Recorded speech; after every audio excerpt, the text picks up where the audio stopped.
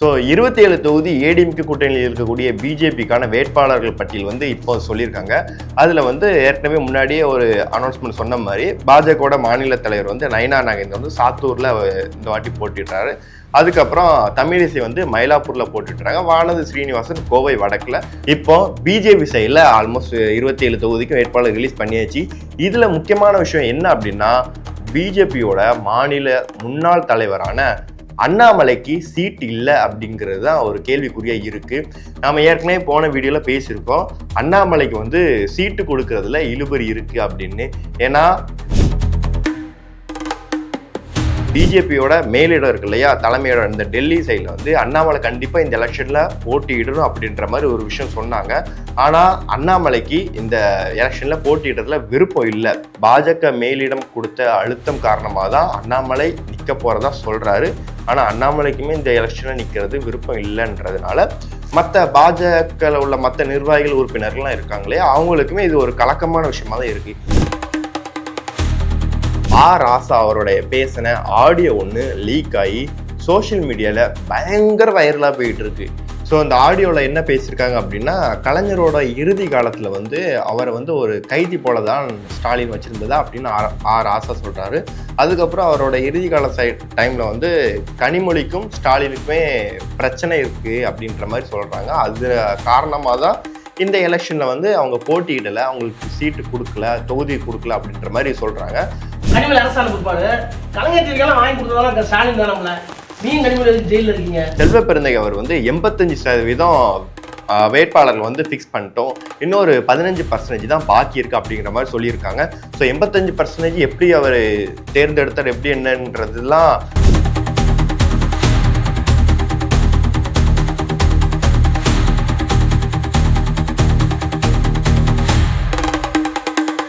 தமிழக சட்டமன்ற தேர்தல் 2026 வந்து இப்போ களம் ரொம்ப பரபரப்பாக போய்கிட்டு இருக்கு. ஏன்னா நம்மளும் டெய்லியும் ஒவ்வொரு நியூஸை கேதர் பண்ணி நம்ம சேனலில் சொல்லிக்கிட்டு வரோம். ஸோ இன்னைக்கு எந்த மாதிரி நியூஸாக வந்திருக்கு அப்படின்னா, ஏற்கனவே தமிழக சட்டமன்ற தேர்தலில் பல கட்சிகள் வந்து பிரச்சாரத்தில் இறங்கி போயிட்டு இருக்காங்க. இதுக்கு நடுவில் வந்து 2 கட்சிகள் இன்னும் வேட்பாளர்களே அறிவிக்கப்படாத நிலையில தான் இருக்கிறாங்க அப்படின்ற மாதிரி சொல்லியிருக்காங்க.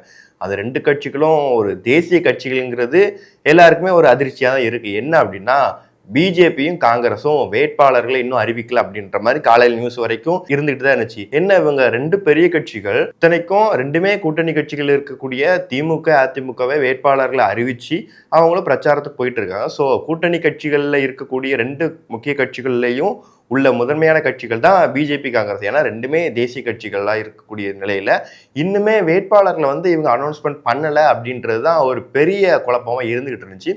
இப்போ தான் கொஞ்ச நேரத்துக்கு முன்னாடி சமீபத்தில் பிஜேபி தலைமையிலான வேட்பாளர்களை வந்து இப்போ வந்து ரிலீஸ் பண்ணாங்க. ஸோ 27 தொகுதி ஏடிஎம்கே கூட்டணியில் இருக்கக்கூடிய பிஜேபிக்கான வேட்பாளர்கள் பட்டியல் வந்து இப்போ சொல்லியிருக்காங்க. அதில் வந்து ஏற்கனவே முன்னாடியே ஒரு அனௌன்ஸ்மெண்ட் சொன்ன மாதிரி பாஜகவோட மாநில தலைவர் வந்து நயினா நாகேந்திரன் வந்து சாத்தூரில் இந்த வாட்டி போட்டிடுறாரு. அதுக்கப்புறம் தமிழிசை வந்து மயிலாப்பூரில் போட்டுடுறாங்க. வானதி ஸ்ரீனிவாசன் கோவை வடக்கில்.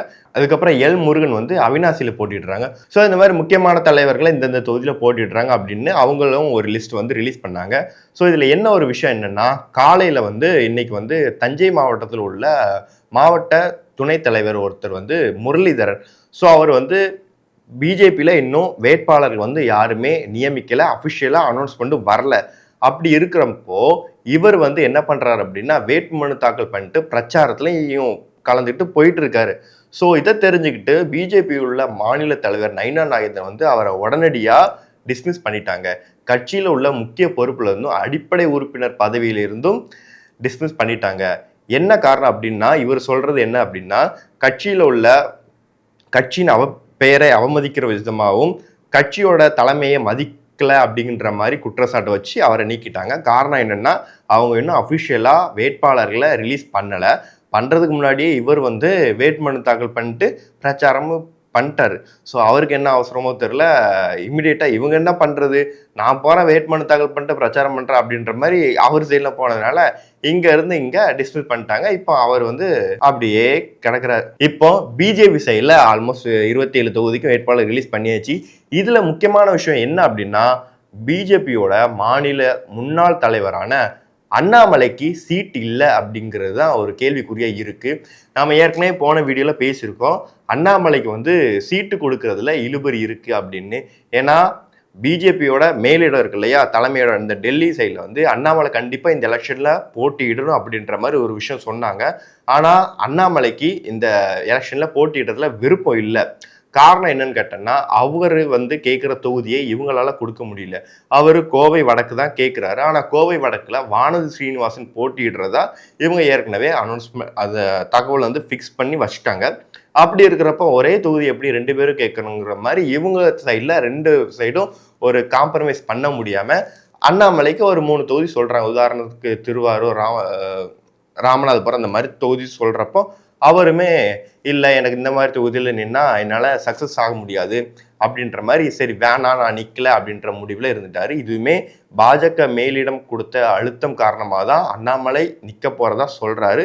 ஆனால் அண்ணாமலைக்குமே இந்த எலெக்ஷனில் நிற்கிறது விருப்பம் இல்லைன்றதுனால மற்ற பாஜகவில் உள்ள மற்ற நிர்வாகிகள் உறுப்பினர்கள்லாம் இருக்காங்களே அவங்களுக்குமே இது ஒரு கலக்கமான விஷயமா தான் இருக்குது. ஏன்னா இத்தனை ஆண்டு காலமாக அண்ணாமலை ஒருவரோட முகம்தான் பிஜேபியோட தமிழ்நாட்டின் ஒரு ஆகப்பூர்வமான ஒரு முகமாக இருந்துட்டு வருது. இது எல்லா கட்சிக்காரங்களுக்கும் தெரிஞ்ச ஒரு விஷயம் தான். ஏன்னா அண்ணாமலை ஒருத்தர் மட்டும்தான் பிஜேபியில் இவ்வளோ நாளாக ஆக்டிவாக இருந்த ஒரு தலைவரை இருந்தார். ஸோ அப்படி இருக்கிறப்போ அண்ணாமலைக்கு இந்த முறை வந்து சீட்டு கொடுக்காது தொண்டர்கள் மத்தியில் ஒரு விரக்தியில் தான் இருக்கிறாங்க அப்படின்ற மாதிரி ஒரு நியூஸு போய்கிட்டு இருக்கு. சரி, எதுக்கு இந்த வேட்பாளர்கள் ஃபிக்ஸ் பண்ணி அவங்க ரிலீஸ் பண்ணுறதையே இவ்வளோ சிக்கல் இவ்வளோ தாமதம் அப்படின்னா, ஒரு பக்கம் ஏடிஎம்கேவோட கூட்டணியில் உள்ள பிஜேபிக்கு ஏடிஎம்கே கொடுக்கப்பட்ட தொகுதிகள் 27 தொகுதிக்குமே ஏடிஎம்கே கொடுத்ததுக்கப்புறம் இவங்களுக்குள்ளே கட்சிக்காரங்களுக்குள்ளே பல விதமான மனக்கசப்பு, இந்த தொகுதியெல்லாம் எங்களுக்கு உடன்பாடு இல்லை, இந்த தொகுதிகளை மாற்றணும் அப்படின்ற மாதிரி அவங்களும் ஒரு பக்கம் சொல்கிறாங்க. இன்னொரு பக்கம் அதே தொகுதியில் பலமுனை போட்டி நிலவுறதுனாலும் அதுவும் ஒரு காரணம் சொல்கிறாங்க. அதுக்கப்புறம் அண்ணாமலைக்கு சீட்டு கொடுக்கணும் அப்படின்ற மாதிரி பேச்சு அடிபட்டுச்சு. ஸோ இவ்வளோ பெரிய கன்ஃபியூஷன் பிஜேபியில் இப்போ நடந்துக்கிட்டு இருக்கிறதுனால தான் இவங்களுக்கு இவ்வளோ டிலே ஆயிடுச்சு இந்த அனௌன்ஸ்மெண்ட் பண்ணுறதுல. அப்படியே இந்த பக்கம் வந்தோன்னா காங்கிரஸ் என்னப்பா பிஜேபி பற்றி சொல்லிட்டு காங்கிரஸ் பற்றி சொல்லாமல் இருக்க முடியுமா? காங்கிரஸ் பற்றி சொல்லணும்னா அவங்களுக்கும் இதே ப்ராசஸ் தான். என்ன அப்படின்னா 28 தொகுதி டிஎம்கே அவங்களுக்கு ஒதுக்கி இருந்தாங்க இல்லையா. ஸோ ஆரம்பத்துல இருந்து டிஎம்கேக்கும் காங்கிரஸுக்கும் உள்ள உட்கட்சி பூசல், அவங்களுக்குள்ள உட்கட்சி சண்டைகள், கூட்டணியில் இருக்கலாமா இல்லை வெளியில் போகலாமா, பழையபடி நம்ம கேட்ட தொகுதிகளோட அதிகமாக கொடுப்பாங்களா இல்லை இருக்கிற தொகுதி இவ்வளோதான் அப்படின்னு கொடுத்து அவங்களுடைய சாப்டர் க்ளோஸ் பண்ணுவாங்களான்ற மாதிரி ஒரு சந்தேகம் குழப்பம் இருந்துக்கிட்டு இருந்துச்சு இல்லையா. அதுக்கப்புறம் ஒரு வழியாக டிவிகேக்கு போகிறதுக்காக வாய்ப்பெல்லாம் நிறைய வந்துச்சு. டிவிக்குள்ளே போவாங்க காங்கிரஸ் அப்படின்ற மாதிரி பேச்செல்லாம் அடிபட்டுச்சு. ஸோ அதெல்லாம் கருத்தில் வச்சுக்கிட்டு இவங்களுக்கு 28 தொகுதி கொடுப்போம் அப்படின்ற மாதிரி டிஎம்கே கொடுத்தாங்க. கொடுத்ததுக்கப்புறமும் இன்னுமே வேட்பாளர்களை ரிலீஸ் பண்ணலையே, இவங்க சைடில் இவ்வளோ வேட்பாளர் யார் யார் எந்த தொகுதியில் வேட்பாளர் இருக்க போகிறாங்கன்றத டீட்டெயில்ஸ் கொடுக்கல அப்படின்ற மாதிரி இருந்துச்சு. இத்தனைக்கும் 2 தேசிய கட்சிகளும் இன்னும் வேட்பாளர் ரிலீஸ் பண்ணாத நிறைய ட்ரோல் பண்ணி நிறைய விமர்சனம்லாம் வச்சுட்டு வராங்க.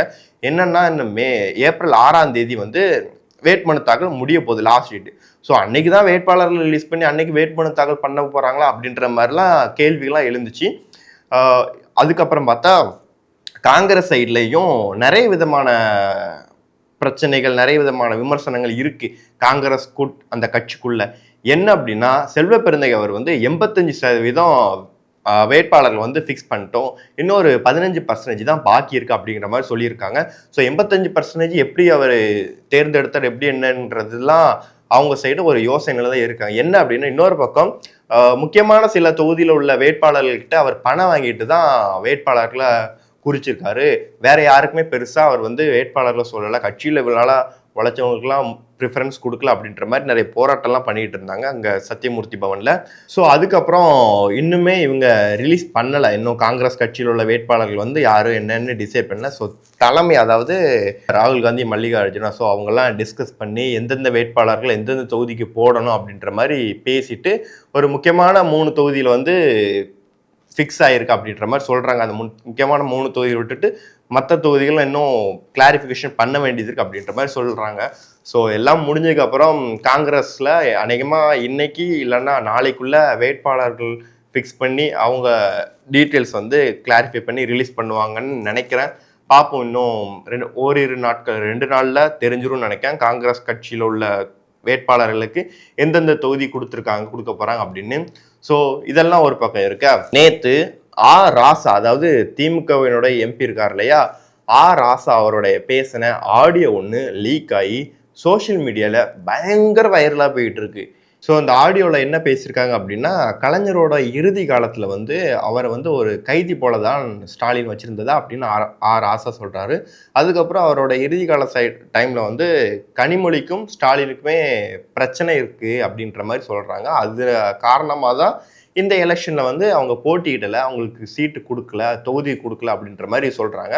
ஸ்டாலின் தான் அதுக்கப்புறம் கலைஞருக்கு அப்புறம் அந்த ஆட்சியை பிடிக்க போறாரு, ஸ்டாலின்லாம் ஒரு ஆளா அப்படின்ற மாதிரி ராசா பேசின ஆடியோ வந்து சோஷியல் மீடியாவில் இப்போ வைரலாக போய்கிட்டு இருக்கு. ஸோ இதை வச்சுக்கிட்டு எதிர்கட்சி தலைவரான எடப்பாடி பழனிசாமி வந்து விமர்சனம் பண்ணிட்டு இருக்காரு. இடையில வந்து கிருஷ்ணகிரியில் உள்ள பிரச்சாரத்தில் அப்போ இந்த ஆடியோவை பேசி அவர் வச்சு அரசியல் பண்ணிக்கிட்டு இருக்காரு. ஸோ எலெக்ஷன் டைமில் இந்த மாதிரி ஆடியோக்கள், நிறைய வீடியோக்கள்லாம் ரிலீஸ் ஆகி அரசியல் வட்டாரத்தில் ஒரு பதற்றமான சூழ்நிலையை உருவாக்குங்கிறது எல்லாரும் எதிர்பார்க்குற ஒரு விஷயம் தான். அந்த மாதிரி தான் இந்த ஆடியோவும் ரிலீஸ் ஆகிருக்கு. ஸோ இதை வச்சுக்கிட்டு ராசா எம்பி பேசுனதை வச்சுக்கிட்டு ஸ்டாலின் அவர்கள் வந்து என்ன மாதிரி பண்ண போகிறாரு, இல்லை அதை என்னெல்லாம் திருச்சி மாற்றி பேச போகிறாரா, இல்லை அதுக்கான கிளாரிஃபிகேஷன் கொடுக்க போகிறாருன்றது பொறுத்துட்டு தான் பார்க்கணும். டிவிகே தலைவர் விஜய் அவர்கள் வந்து ஏப்ரல் 5ஆம் தேதி புதுச்சேரியில் பிரச்சாரம் பண்ண போகிறதா சொல்கிறாங்க. ஸோ ஆல்ரெடி இது வந்து பிரச்சாரம் பெரம்பூரில் ஆரம்பித்து அப்புறம் குளத்தூர் முடிச்சார். அதுக்கப்புறம் பார்த்தா நேற்று திருச்சி கிழக்கில் வந்து அவருடைய ஆவேசமான பிரச்சாரம் வந்து சோஷியல் மீடியாவில் பயங்கர வைரலாக போயிட்டு இருக்கு. ஏன்னா ஒவ்வொரு மூமெண்ட்ஸும் ஒவ்வொரு ஸ்பீச்சும் பயங்கர இந்த அளவுக்கு மாசாக தொண்டர்கள் வந்து செலிப்ரேட் பண்ணி கொண்டாடிட்டு இருக்காங்க. அதுலேயும் குறிப்பாக அந்த ஷார்ட்லாம் அவர் வர்ற இந்த இன்ட்ரோ காட்சிகள், அதுக்கப்புறம் அவர் எம்ஜிஆர் சிலைக்கு மாலை போடுறதா இருக்கட்டும், அப்புறம் அவர் பேசின விஷயங்கள், இன்னொன்று ஒரு விஷயத்த வந்து எல்லா பிரச்சாரத்தையும் வழக்கமாக சொல்லிட்டே வர்றாரு. அது வந்து ஆரம்பத்தில் அந்த வேட்பாளர்கள் அறிமுகப்படுத்துகிற விழாவில் சொன்னது வந்து பயங்கரமாக எல்லோரும் செலிப்ரேட் பண்ணிகிட்டு இருக்காங்க. ஒரே ஒரு தடவை எனக்கு வாய்ப்பு கொடுங்கிற மாதிரி ஒரு க்யூட் மூமெண்ட்டாக விஜய் அவர்கள் பண்ணது வந்து டிவிக்கு தொண்டர்கள் மத்தியில் பயங்கர உற்சாகமாக ஆகிக்கிட்டு இருக்கு. அதுக்கப்புறம் நிறைய விஷயங்கள்லாம் நீங்கள் பார்த்துருப்பீங்க. நேற்று அந்த பிரச்சாரத்தில் நிறைய விஷயங்கள் பேசினார். அதே மாதிரி இப்போ வந்து புதுச்சேரியில் ஏப்ரல் 5ஆம் தேதி வந்து அங்கே பிரச்சாரம் கேட்டிருக்காங்க. 22 இடங்கள் கேட்டிருக்காங்க. ஆனால் அவங்க கொடுத்தது வந்து 8 இடங்கள் மாதிரி சொல்கிறாங்க. 8 இடங்கள் சொல்கிறாங்க, ஒரு பக்கம் இன்னொரு பக்கம் 4 இடங்கள் சொல்கிறாங்க. எதுன்னு தெரியல. ஆனால் கம்மியான இடங்கள் தான் அவங்க வந்து பிரச்சாரம் பண்ண அனுமதி கொடுத்துருக்காங்க. ஸோ அப்படி இருக்கப்போ ஏப்ரல் 5ஆம் தேதி புதுச்சேரியில் பிரச்சாரம் பண்ணிவிட்டு அங்கே என்னெல்லாம் பேச போகிறா அப்படிங்கிறத பொறுத்து தான் பார்க்கணும். தேங்க்யூ.